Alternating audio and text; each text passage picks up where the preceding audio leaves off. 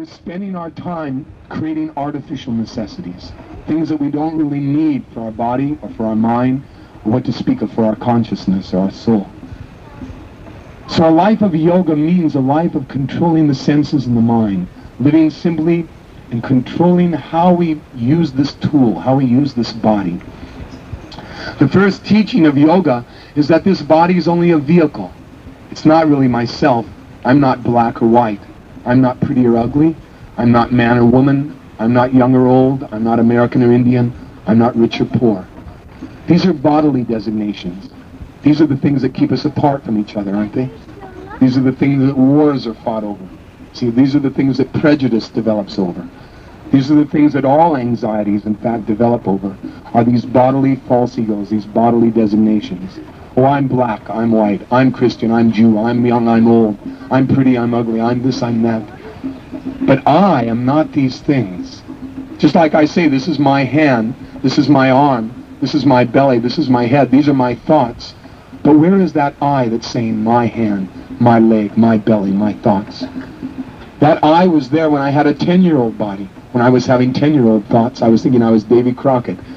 You see? But that's changed. The body's changed, and my ego, my sense of identity has also changed. But I, the one that's watching these different changes of body, these different changes of mind, that I, myself, my consciousness, that's been there and will go on as I change 80 years old, 90 years old, and again and again and again. That consciousness is the real beautiful thing in everyone here, isn't it?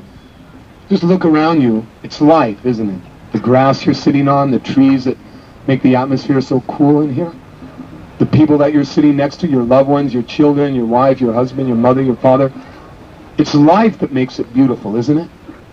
Because suppose we took the life out of this tree, suppose we took the life out of this body, took the life out of the body of your child or your wife or your husband, would you want that body anymore? Would anyone be happy to take their beautiful wife or beautiful husband home if there was no life in that body?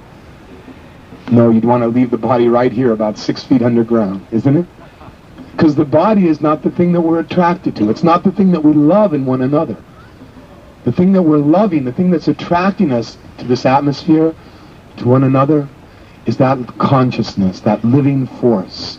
And it's not black, believe me. It's not white. It's not young. It's not old. It's not man or woman. It's not pretty or ugly. It's far beyond these gross designations. It's called Satchitananda. It's eternal. It's full of knowledge and it's full of bliss. But it's limited right now because of our attachments. Because we meditate too much on the temporary. For example, we take care of this body. We brush its teeth. We comb its hair. When it gets wrecked, we take it to the body shop and get it patched up and glued up, etc. And we meditate on it. We look at it in the mirror and we think, oh, this is so nice, my hair.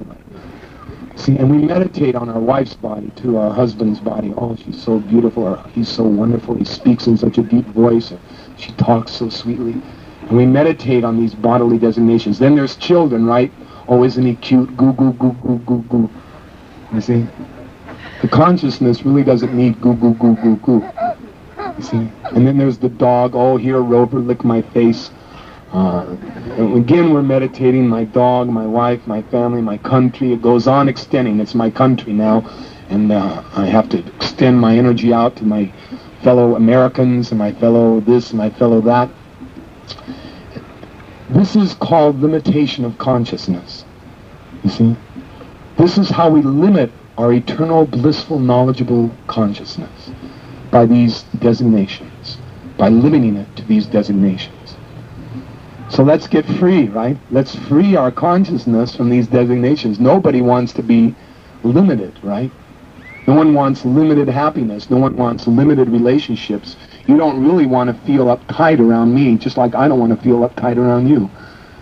But the only way we're going to actually be able to live together very peacefully and intimately is if we realize the beautiful thing in one another. That thing which makes us all equal. That thing which makes us equal with the plants, the trees, the animals, and everything else. And that's consciousness. That's the beautiful thing we're developing. And that's what this festival is all about. We're developing consciousness. And how? By sitting together, dancing together, singing together, feasting together, and serving together. We have to serve something. Don't you think so? Just think about it for a minute. We have to serve our belly at least, right? You have to put some food in it, right? You have to fill it up. Now, what else do you have to serve? Well, you have to serve so many things. You have to serve your boss. You have to serve your tax collector. You have to serve this. You have to serve that. Your wife, your children, your this, your that. But how long can we go on serving these things? How long can we go on serving the belly? For a few minutes, that's all. Then go on to serving something else. In this way, our mind is wandering, accepting something, and then rejecting it, accepting, rejecting, accepting, rejecting, looking for pleasure, isn't it? Why do I serve my belly? I'm looking for happiness. Why do I serve my wife? I'm looking for happiness. Why do I serve my children? For happiness. I'm serving because I want to be happy, and I know there's no other way to be happy but to serve. But what to serve which will bring the highest happiness, unlimited happiness, that we haven't found in this material world.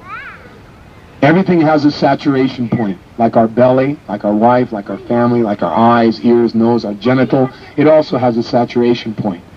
See, how long can we enjoy sex life? For some time, then we have to reject it and go on to something else. Because it has a saturation point like anything else. But there's a type of pleasure that has no saturation point, and that can be experienced just by a child. If he simply allows his consciousness to stop accepting, rejecting, and fix on that unlimited pleasure within. Hari. Everyone can say that. Hari. Hari. That unlimited pleasure within. And if we fix our mind on this unlimited pleasure, then we'll become madmen. In the ordinary sense of the term, we'll become madmen. Because people will think, why is he doing that over and over again? Hare Krishna, Hare Rama, Hare Krishna, Hare Rama, Hare Rama. Why doesn't he say Coca-Cola, Coca-Cola, Coca-Cola, Coca-Cola? Why? Try chanting Coca-Cola for a while and you'll see why. For one thing, you're going to get really thirsty and you'll find out that the word Coca-Cola is not going to satisfy your thirst. You need the substance. But if you chant Hare Krishna, Hare Ram, Hare Krishna, Hare Ram over and over again, you'll find out that that name and the object, that unlimited reservoir of pleasure, are the same. And therefore, whatever you could derive from the reservoir of unlimited pleasure, you can derive from this sound vibration. And therefore, you'll be very illuminated as you chant. You'll think, I can go on doing this forever, and you'll become a madman going through the streets. Hare Krishna, Hare Ram, Hare Krishna, Hare Ram. It's something you can do forever. While you're in jail, you can do it. You see, and you won't be in jail. You'll turn the jail into a place of self-realization. You see? When you're the president, you could do it, and you won't be the president. You'll be a self-realized yogi, really able to lead people to the path of perfection instead of cheating them. You won't be a wife anymore, a husband, or black or white, or young or old, or man or woman. You'll be pure consciousness. You'll see yourself and everything as pure consciousness. And at that stage, you can really be happy. Then you can actually see things as they are and not be illusioned anymore. So this is the warm invitation of Krishna consciousness. It has nothing to do with black or white, young or old, or believe me, Christian or Jew or Hindu or anything like that. We consider these to be as much a part of false ego, Christian, Hindu, Jew, as we do black, white, young, old, man or woman. Because they're delegated to this body. I'm born in a Christian family, I call myself a Christian, right? I'm born in a Hindu family, I call myself a Hindu. So because of this body, I'm a Hindu. Because of this body, I'm a Jew. And if I was born 1,000,000 years ago, would I be a Hindu, Christian, or Jew? No. But I'd still be a servant. I'd still have my consciousness. See? Suppose you're born 100,000 years from now. Are you going to be a Christian or a Hindu or a Jew?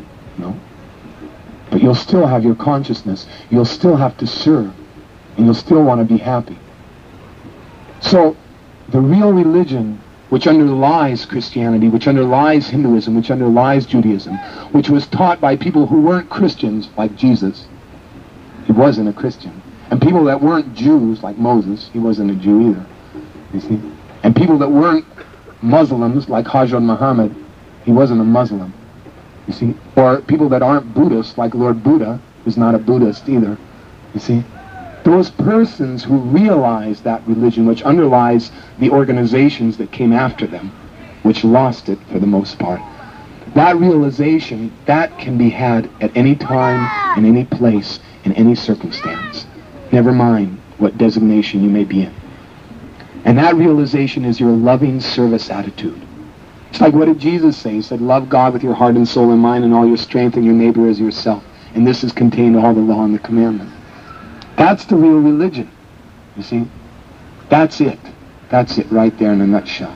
You see? What does Krishna say? Abandon all religion and surrender unto me, and I promise I'll protect you from all karma, from all reactions, from millions of births.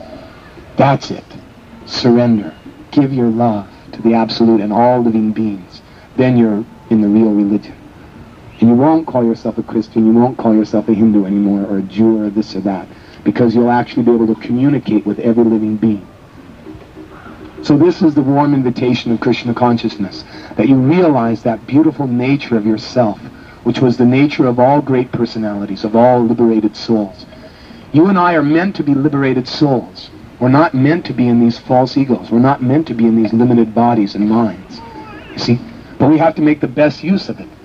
It's a great tool. It's a great opportunity, especially this human life, for developing our consciousness. Krishna says, many, many births both you and I have passed. I can remember all of them, but you cannot. So it's many, many times we've taken birth. Therefore it means we're learning a lesson. We're learning how to develop our consciousness to that point where we can actually fulfill our desires. Because no one wants to die. Everyone wants to live. Even a cockroach, I saw him the other day, running around trying to get away. Everyone wants to live. And nobody wants to be diseased. That's why you spend millions of dollars on hospitals every year. Because no one wants to be diseased. We all want to be in perfection. And naturally, nobody wants to be miserable, and that's why we're all here in the park, right? Because nobody wants to be miserable. We want to enjoy. So we want to be eternal. We want to be full of knowledge. That's why we go to schools and universities. Nobody wants to be ignorant. And we want to be blissful. That position, Sat, eternity, Chit, knowledge, Ananda, bliss, Satchitananda, that is your right. That is you. That is yourself, eternal, full of knowledge and bliss, in your service, in your love for the Absolute and all living beings. This is Krishna consciousness. Don't think that Krishna consciousness means another sectarian religion. It doesn't. We're not pushing a religion. I didn't quit all other religions when I was 18 years old and at the age of 19 except this. I'd already rejected organized religions. This is not that. This is not what makes another rope end that doesn't tie to the rest of them. This is what ties all the rope ends together and makes them all seem very sensible. Why Jesus appeared, why Buddha appeared, why Muhammad appeared, why Sankaracharya, why Chaitanya appeared. There are millions of incarnations and all of them have their function. And this knowledge, although it may appear to have been hidden for thousands of years, is actually revealed. If you look at some of the books that we have on display, our spiritual master has very kindly translated the ancient Sanskrit knowledge of India into English. That knowledge which was hidden in Sanskrit, which was being sought after as the fountain of youth, which was being sought after as the wealth of the East. That wealth was not material. Therefore, everyone that went to India to conquer and find the fountain of youth and find the reservoir of wealth, they all became frustrated because they were looking for something material and it wasn't. What they heard about, what they saw through the astrological predictions of the stars, that there was a great wealth in India was true, but it wasn't a material wealth, you see? And therefore it remained hidden from them in this ancient Sanskrit language. So this is the invitation of Krishna consciousness, that you take advantage of this hidden wealth, this fountain of youth that everyone's been looking for thousands of years, and achieve it. Achieve that reservoir of Satchitananda, eternity, knowledge, and bliss. So some of us are living here in Portland. There's a community on Hawthorne. What is it? 2805 Hawthorne Street. It's a beautiful community. We're visiting it. My name is H.H.Vishnujaya Swami. I've been in this movement for about 7 years now. And we're traveling around the country in a big Greyhound bus. It's parked right over there, in fact. It's fixed up like a temple inside, and we carry all this stuff comes out of its belly just like a big transcendental fish. It rides into college campuses. It rides into scenes like in Berkeley and also in Santa Cruz, California, different parts all over the country. And it unfolds a festival just like the one we're having today. It's not an ordinary bus. It feels like that, like a gigantic transcendental fish that kind of swims around in this material world. It's on its way out. And it's inviting other people to get on board too. So any of you that would like to get out of this ocean of birth and death, this ocean of old age and disease, and enter into our real atmosphere, eternity, knowledge, and bliss, Our invitation is open to all of you, to chant, to dance, to feast. Not to necessarily join our religion, not to shave your head, not to put on robes, not to do all the things that we do, but to do that which was done by all great souls, singing the glories of the Absolute, dancing in ecstasy, and feasting on beautiful food first offered with love to the Absolute. That's our invitation, not that you shave your head, you see, or you have to live in our community, no. But let's come out in the park. Let's make this our temple from now on. The churches stay closed all week, so we might as well leave them closed. You know, there's no use letting God out for an hour a week, you know, let them have a peek, you know, and then close them up again. You know, keep him locked up, and then once a week, pop, out he comes. No.